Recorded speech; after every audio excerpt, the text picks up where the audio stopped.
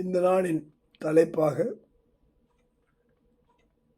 Act justly. Act justly. நாம்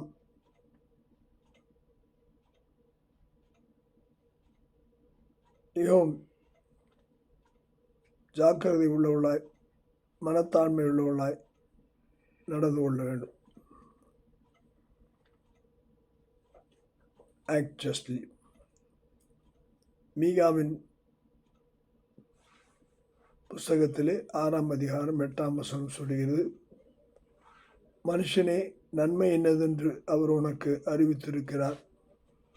நியாயம் செய்து இரக்கத்தை சிநேகித்து உன் தேவனுக்கு முன்பாக மனத்தாழ்மையாய் நடப்பது அல்லாமல் வேறு எண்ணத்தை கர்த்தர் உன்னிடத்திலே கேட்கிறார்.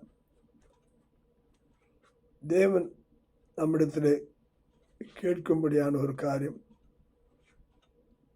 மனத்தாழ்மை நடத்தல், அவருடைய இரக்கத்தை சம்பாதிக்க. மனுஷன் நன்மை பெற வேண்டும் என்பதை அறிந்திருக்கிறான். தேவனிடத்தில் நன்மை இருக்கிறது என்று அறிந்திருக்கிறான். ஆனால் அவன் நடை பிசகும்போது அவன் விழுந்து விடுகிறான். அவன் பெற வேண்டிய அந்த நன்மையை அவன் பெற முடியாமல் போய்விடுகிறது.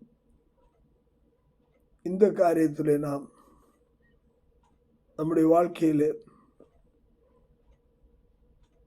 நடப்பது தாழ்மையாக கர்த்தருக்கு பிரியமானதை செய்து அவருக்கு நாம் கீழ்ப்படிந்து நடக்கும்போது நாம் நன்மை பெறுகிறோம்.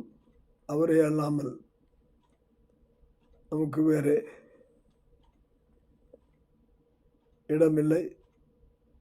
அவரை நம்புவோம், அவரில் நிலைத்திருப்போம், நன்மையை பெறுவோம்.